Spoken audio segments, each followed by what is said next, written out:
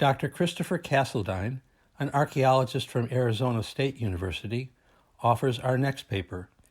It focuses more specifically on post-contact woodland and plains Indians' ideas about the journeys taken by soul-like essences of the deceased to an afterlife.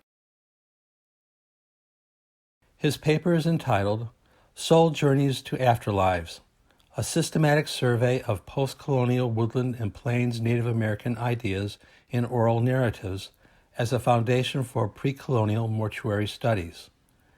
The paper will be read by Professor Anna Novotny. Good evening. Prehistoric burials can provide archaeologists windows into the religious ideas of past peoples. Burials can reveal a people's map of the cosmos, that is, cosmology, their conceptions of personhood and soul-like vital essences, that is, ontology, and their ideas about the afterlife and the preceding journey there taken by souls, that is, eschatology. Burials are insightful for two crucial reasons. First, by their very nature of involving death, they are, at the time of their making, a liminal space and connection between this world and other realms and religiously pertinent beings. Second, as French sociologist Robert Hertz clarified a century ago, burial structure commonly reflects native notions of the fate of the soul after death. For example, corpses may be oriented in the direction that the soul should take to reach the land of the dead. Or, corpses may be supplied with equipment, weapons, and food that the soul will need during its journey to an afterlife and challenges along the way. Burials can offer ripe opportunities for inferring the cosmological and eschatological ideas of a past people. These potentials can be augmented greatly when analogous ethnohistorical information from related native peoples is integrated into interpretations. Culturally institutionalized notions of the journey to an afterlife provide perspectives into several kinds of questions. For instance, where is the afterlife? How many afterlives and paths are there? What social categories of individuals go to which afterlives? Who is met, and what challenges are faced on the journey? Unfortunately for the Eastern Woodlands, the full strength of such ethnohistorical insights into prehistoric religions cannot be tapped, because native notions about journeys to afterlives have only begun to be gathered systematically as a corpus and studied comparatively.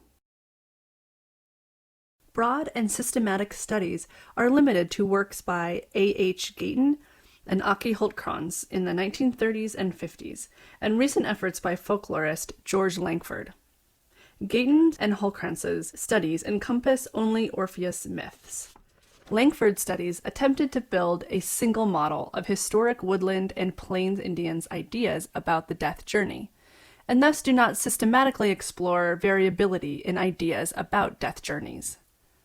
His analyses also are slanted toward astronomical interpretations and the specific goal of deciphering Mississippian iconography. To build on these seminal works, colleagues Christopher Carr, Sam Feynman, and I, Christopher Caseldine, systematically searched for and studied journey narratives from 42 historic woodland tribes and plains tribes originally from the woodlands, encompassing 7 language families and isolates. Here is the geographic distribution of the 42 tribes.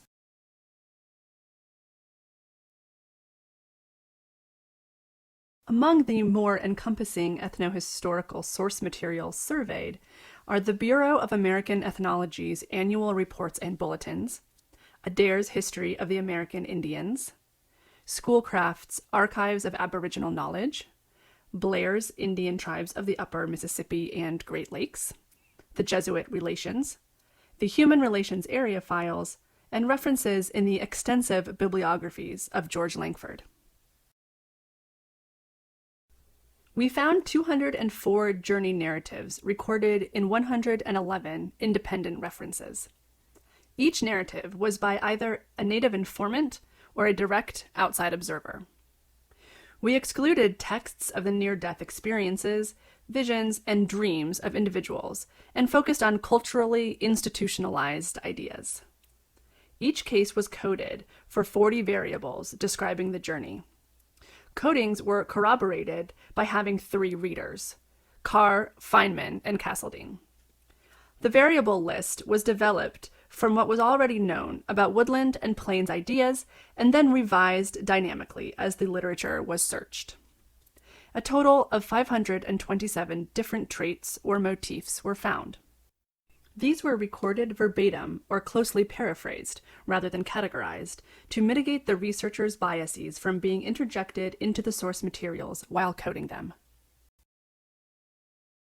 Our most fundamental finding is that historic woodland and plains Native American narratives about the journey to an afterlife are very diverse and do not reduce to any single, generalized model applicable to the entire area.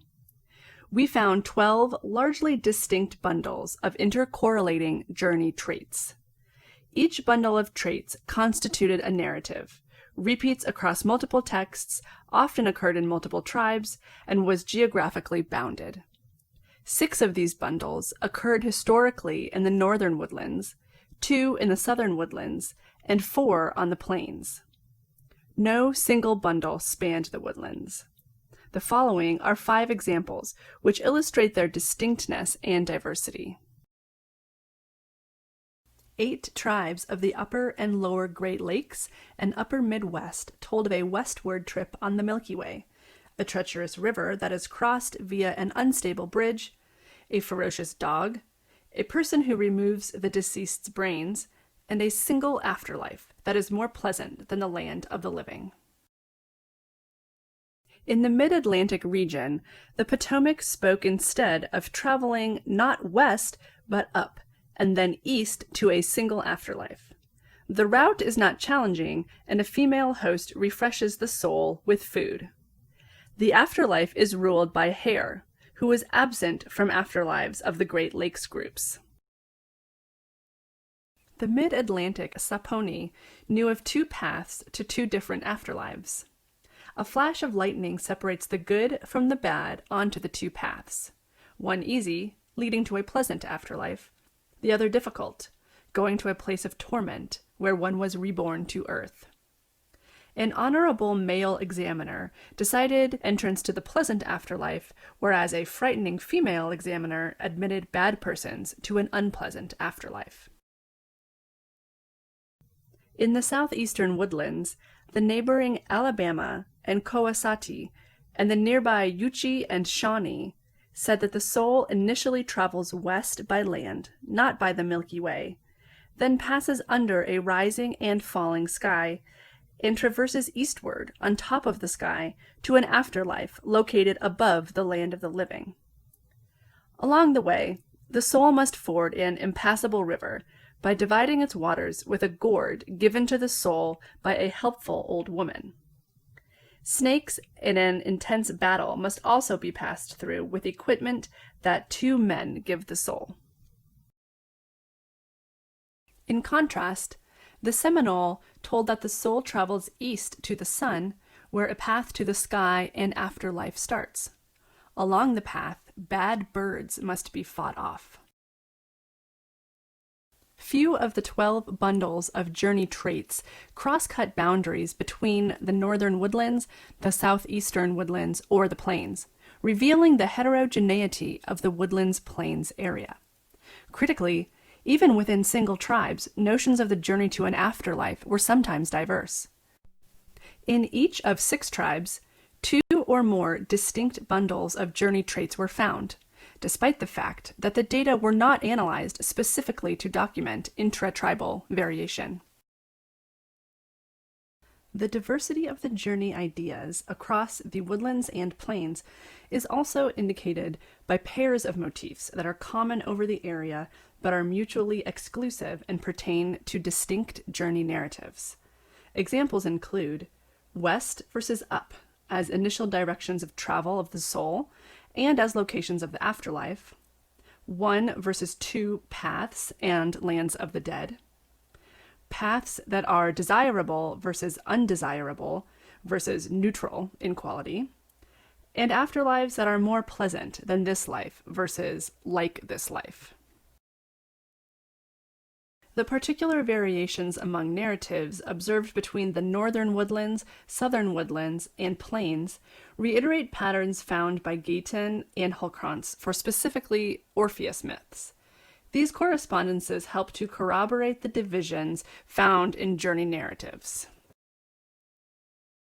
Individual journey traits have a more complex geographic distribution than the 12 largely localized bundles of intercorrelated traits.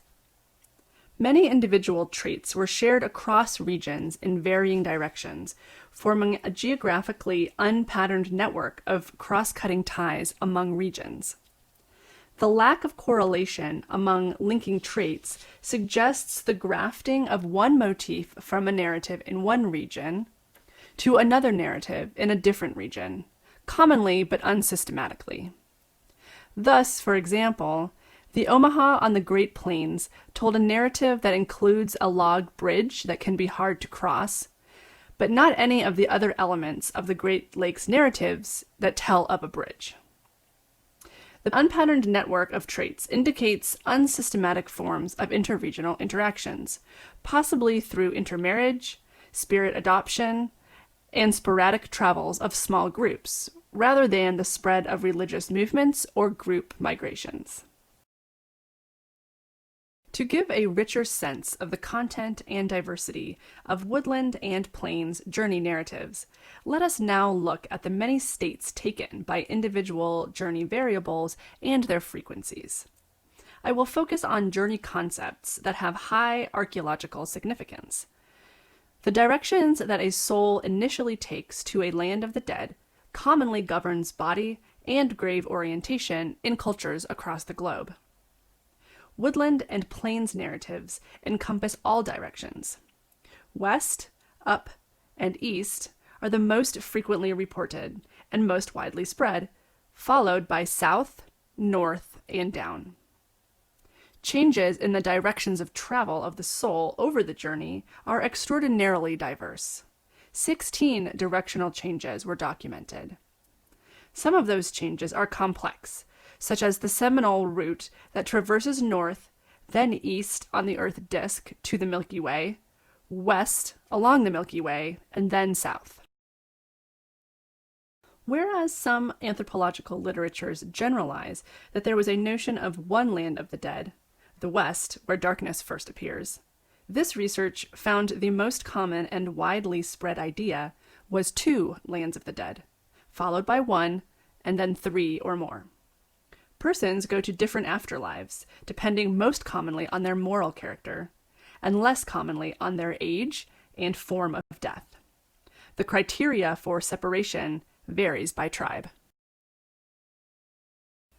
The nature of the path, which can influence what items the living put in a grave, is equally reported to be desirable and undesirable. Good food along the way is mentioned rarely. It is mentioned in narratives of only 2 tribes. Hence, placing food, or equipment to procure food, in the grave was a fairly common woodland practice. The Milky Way, which is oftentimes generalized in anthropological literatures to be the path to a land of the dead, was reported as the path for only a third of the tribes studied here. However, travel on the Earth disk by direct ascension upward, or underground, was discussed by half of the tribes. Obstacles and challenging beings along the way are very common. They are found in the texts from 21 tribes, but are diverse in kind. The most frequently reported obstacles are bridges, dogs, a rising and falling sky, and water. Less commonly discussed are serpents, battles, birds, and fire barriers. Beings that the journeyer meets along the path are extraordinarily diverse. 50 kinds of beings were documented. Most common are an old man or old woman who gives the deceased something, guides the deceased, or provides directions. all tribes that told of old men guides reckoned descent patrilineally, whereas all tribes that mentioned old women guides followed matrilineal descent. Judges were relatively infrequent. In sum, historic Woodlands and Plains narratives about the journey to an afterlife have large potential for enriching our understanding of prehistoric woodland burials and the cosmologies and eschatologies they reflect. However, a systematic documentation of variation in historic journey narratives, like the one presented here, is foundational to sound archaeological inference. In addition, the application of such historic information to the prehistoric record must be geographically pointed and historically sensitive. Simplified, broad generalizations of historic period ideas about journeys to afterlives are too easily applied and too likely misleading. Rich understandings require rich contextualizing studies. Thank you.